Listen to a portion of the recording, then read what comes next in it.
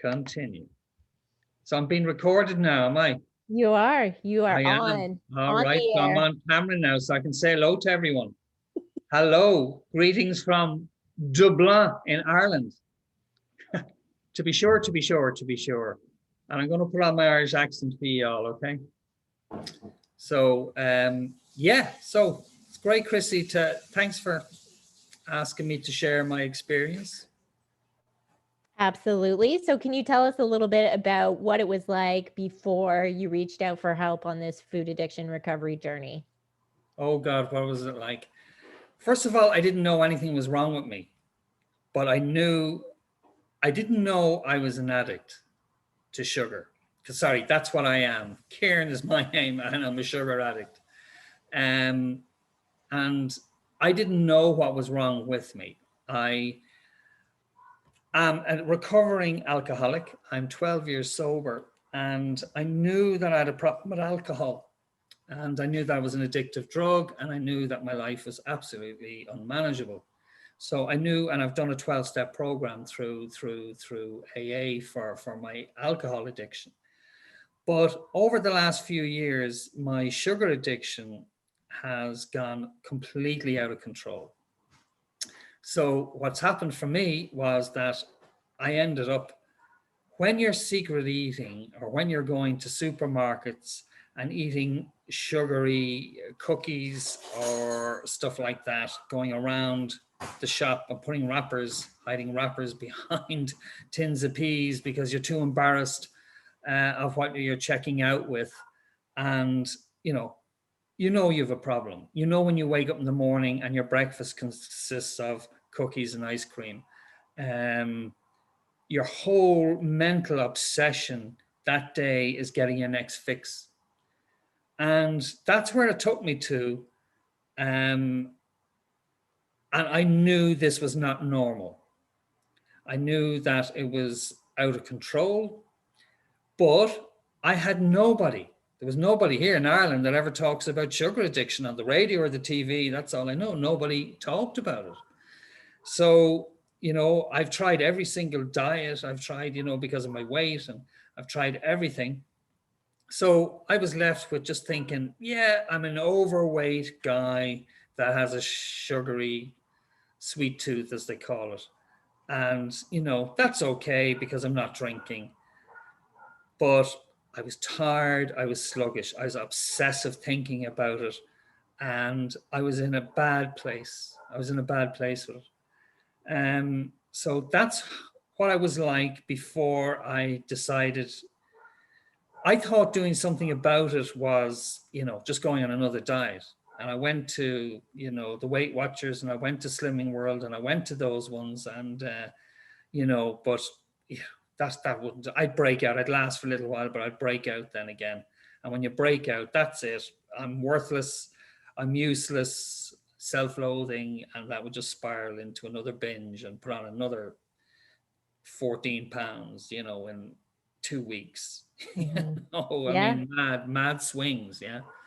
And yeah, I just didn't realize how bad it was for my health until I started researching this, yeah. Mhm. So, do you want me to talk a little bit about what I did then?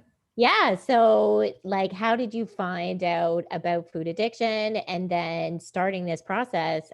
Like, what were some of the struggles you experienced, and how did you find the strength to keep going?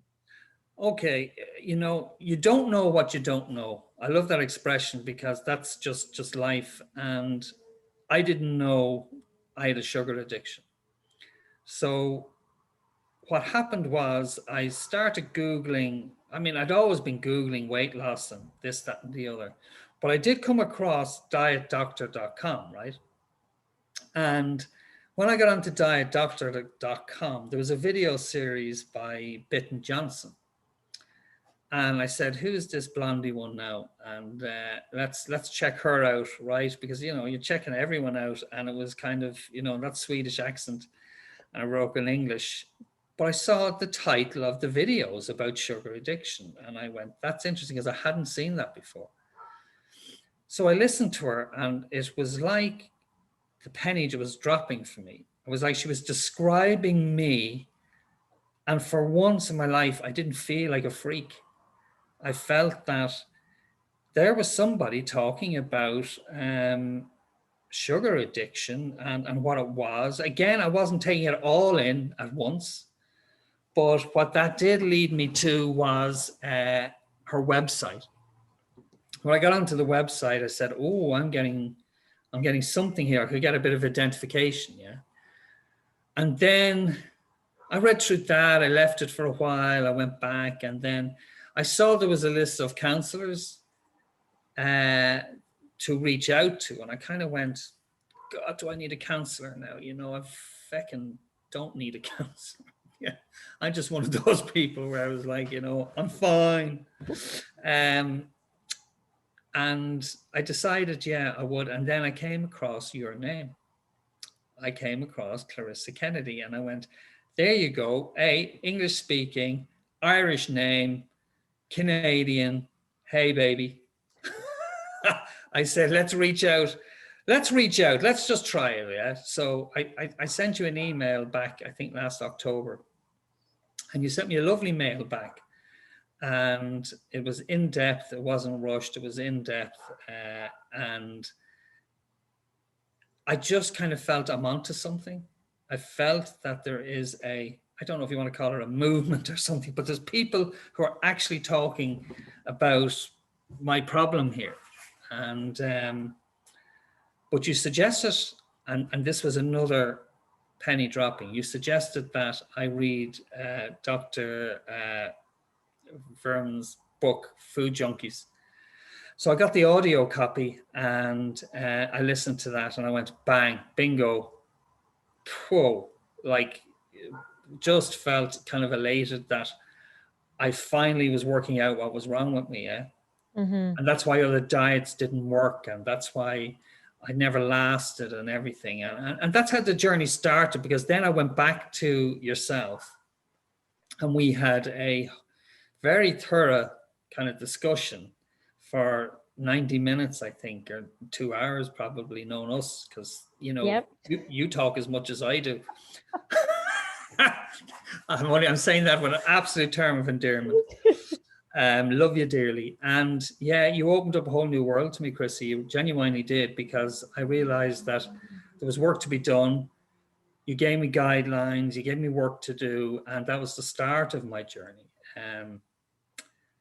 And of course, you know, I'm one of those typical addict, you know, bottle it all up. Yeah, I have this nailed. And what do you want from me? You want 90 days, that, the usual. And of course, I went bang, bang, bang. I was, you know, golden boy on Facebook doing my bits, and that was it. But I had to learn. I found the first few weeks a real struggle. I think there's the honeymoon period for the first few weeks, because I was getting the benefit of no sugar and weight loss and stuff. But then I think I kind of hit a period after about a month of just kind of going, oh, is this it? You know, is this my new life? You know, and I had to kind of work something out, and I realized that I have to do a bit of work on myself. Yeah. Mm-hmm. So I kind of started that route of doing a little bit of work on myself, but I'm not good at that. I'm not good at slowing down. I have my own business. I like to keep busy. I'd run 3 businesses. You know, I'm one of those. My head's like a washing machine, 1,200 revs a minute. And so keep myself busy. That's fine. I have my wife, kids, keep me busy, blah, blah. I love cycling, keep me busy, not slowing down. And I think you just waited patiently for me to kind of slowly break down. And you know, I lasted, I think, about 120 days, sugar-free, poster boy.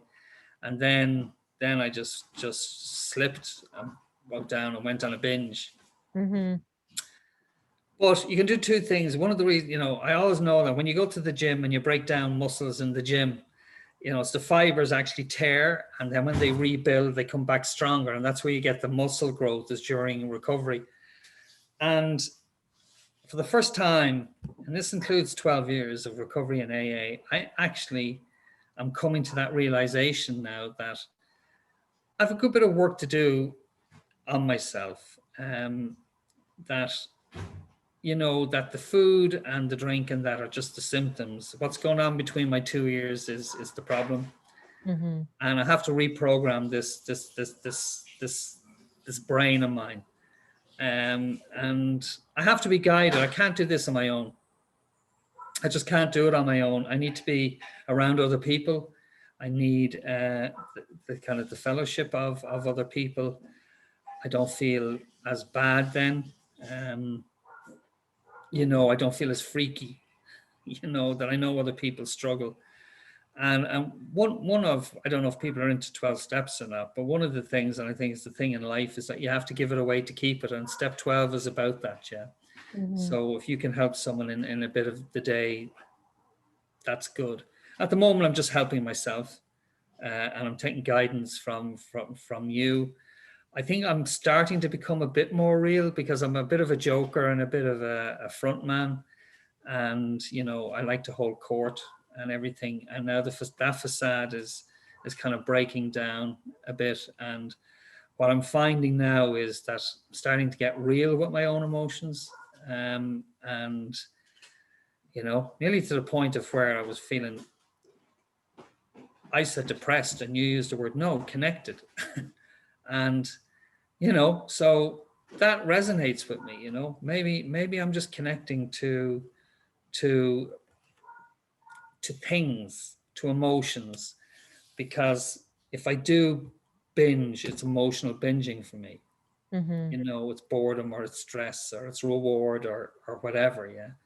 And so my journey has been like, it was that full discovery, understanding then, I mean, the science of it has helped me personally because engineering mind, I like ones and zeros. So I actually kind of, just started to understand a little bit about what insulin resistance meant and Mm-hmm. how sugar affects us, and then understand a little bit about dopamine. And, you've explained these things to me. And I've found that helps me in my brain to understand I don't want to do this because it is sugar overload is like poison, and I don't want my pancreas to have to work 24/7 or my liver or, I don't want that, and to give it a rest and understand the fatty liver. So there was that side to it as well for me. Mm-hmm. So this is just the start. When I gave up alcohol, I call it the J tube. There was a J tube. I got worse before I got better, and I think on the food journey, there's a little element of that, Yeah. that I'm getting worse as I'm getting better. And what I mean by that is, so don't give up hope, everyone, and you don't edit that out either, okay? I won't. Okay, is that, yeah, it's real. It's getting in touch with those emotions, and it's real, and understanding and having a network and reaching out. I don't like asking for help. I help people. I don't like asking for help, but yourself. I've started to reach out a bit, and it's a journey. It's and I'm doing my best, and I'm becoming more real. Yeah, I thank you. I am doing my best. I can say that now, and I can say that because I feel emotional saying it. Mm-hmm. I'm actually getting a little emotional, but that wouldn't be me. When I started out, it was just all ones and zeros. Do this, tell me what to do next. And now that's been peeled away because I genuinely know my life depends on this. And I have absolutely no doubt in my mind if I continued eating the way I was eating, apart from taking away all my peace of mind, that medically I would end up being a diabetic. Mm-hmm. I have no doubt in my mind. Nobody can consume that amount of sugar. It's just like that amount of alcohol with the liver. There's no way I could do that with sugar without having repercussions. Yeah. And it mightn't be for another 5 years, 6 years. So I'm going to have to do it sometime. And so it's kind of like, I want to do it now. And I'm ready now, so it's not without its struggles because it's a big what's in here, but we can do it if we all stay together and get honest as best we can, because we don't always say, I don't know what I don't know. Right. I can just be guided. And when I'm feeling emotional, share it. And that's good, you know. So that's me. Well, thank you so much for Yeah. sharing. And Yeah. thank you for allowing me to walk with you on this sugar-free journey. Oh, yeah. Okay, I'm going to stop recording.